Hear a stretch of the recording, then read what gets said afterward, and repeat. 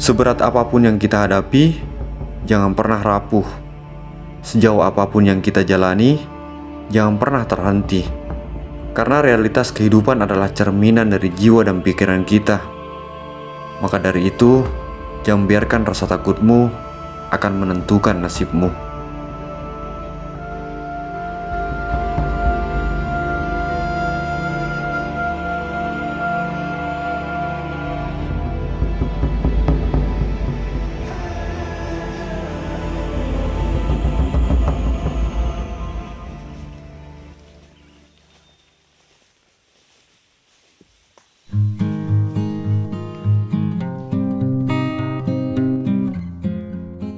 Ini adalah hari kedua kami di Gunung Lompo Batang.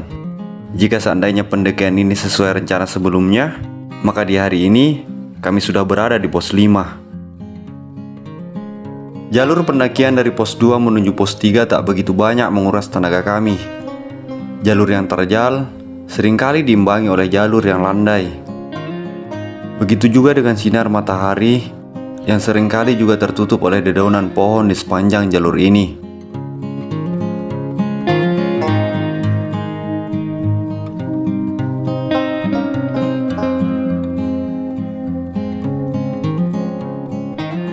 Karena pendakian kali ini kami lakukan di pagi hari, tentunya sepanjang jalur banyak sekali kami berjumpa dengan beberapa jenis burung.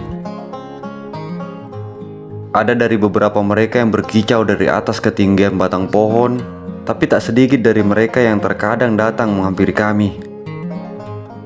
Seketika saya langsung teringat pesan Tata ketika kami berada di base camp pendakian tentang larangan untuk tidak mengganggu burung di gunung ini, apalagi untuk melukai mereka.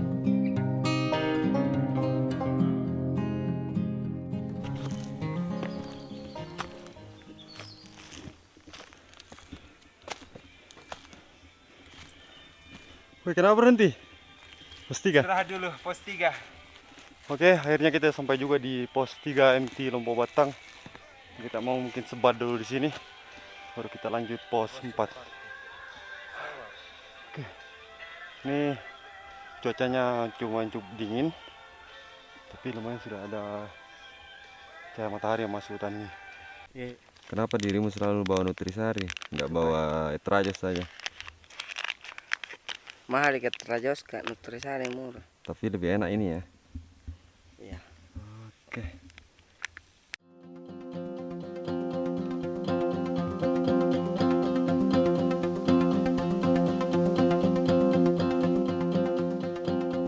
Sesampainya di pos 3 kami kembali beristirahat.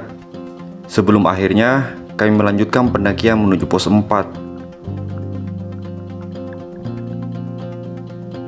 Jalur dari pos 3 menuju pos 4 sangatlah rapat. Hampir di sepanjang jalur kami jarang sekali terkena oleh sinar matahari.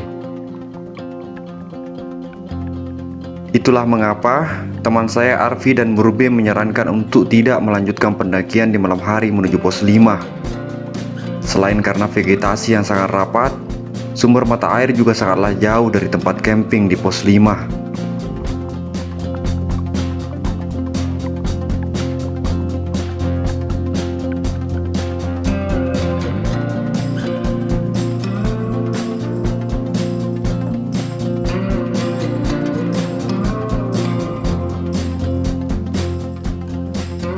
Perlahan kami melangkah, tanjakan demi tanjakan terus kami lewati.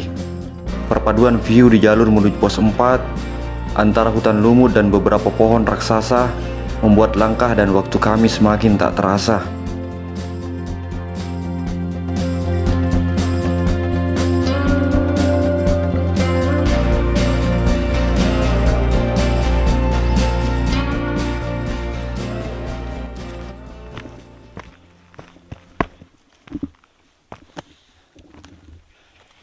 Oke, akhirnya kita sampai juga di pos 4 MT Lompo Batang. Kita rencana di sini mau ngemil dulu ya, karena tadi kita nggak sempat sarapan pagi, cuma ngopi.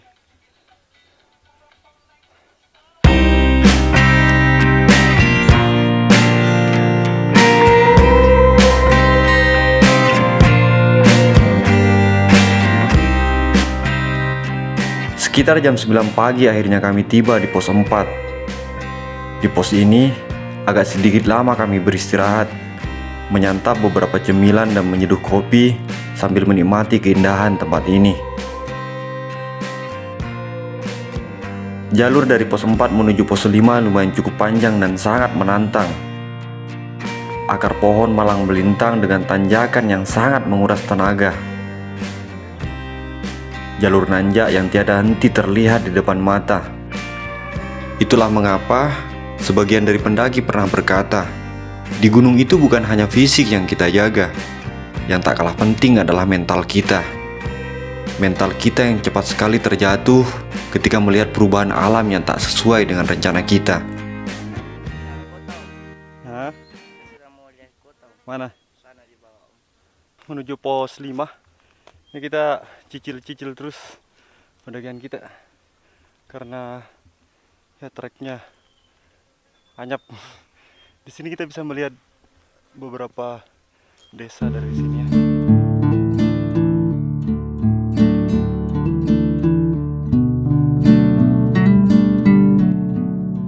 Entah sudah berapa kali kami harus terhenti, kembali mengatur napas agar fokus tak hilang kendali.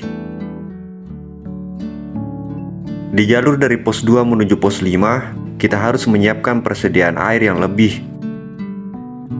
Karena setelah pos 2, tidak akan ada lagi mata air yang akan kita temui hingga nantinya kita sampai di pos 5.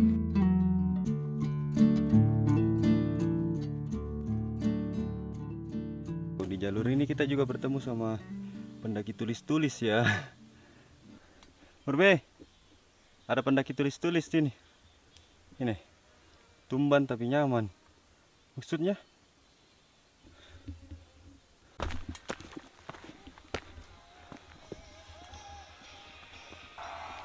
Oke, akhirnya kita sampai juga di pos 5 MT Lompo Batang.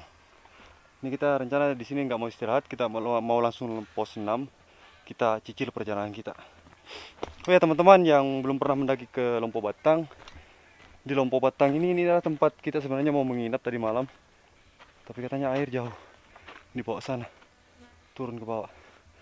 Tapi karena kabarnya juga air daerah sini kurang ya, jadi kita memutuskan untuk di pos 2 tadi malam. Sebenarnya sini bagus sekali tempatnya untuk camp. Ini luas sekali. Tempat ini ada mungkin bisa sampai 6 tenda di sini. Wow. Ah, ini sumber mata air ke sana. Jadi sumber mata airnya itu turun ke daerah sana. Kita nggak tahu berapa ratus meter ke daerah bawah sana. Kamera kita juga nggak sampai kayaknya. Tuh. Oke, kita lanjut lagi. Oke, bye. Pos 5. Hey, I got something to say. I'm just so sick of hearing everyone complain. I know it's tough and I know there's pain, but hitting bottom is the only way to change. Oke, ini jalur dari pos 5 menuju pos 6 ini. Kita melewati punggungan, itu kayak apa namanya? Kiri kanan kita itu jurang. Jurang sebelah sana jurang. Jadi harus hati-hati. Tapi bedanya di sini, jalur ini mirip dengan yang di daerah Gunung Blubaria juga. Kita tidak melewati daerah beginian, cuma di sini agak rapat pohonnya. Dan jalurnya bebatuan. Oke.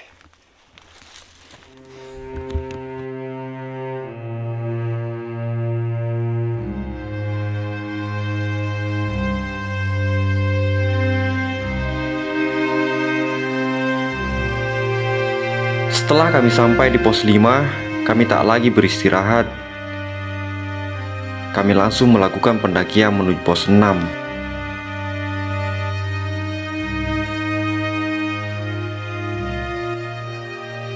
Ini bukan berarti kami kuat dalam pendakian, akan tetapi dalam mendaki gunung, selain memperhatikan fisik dan mental, kita harus juga mempunyai manajemen waktu agar pendakian kita terukur.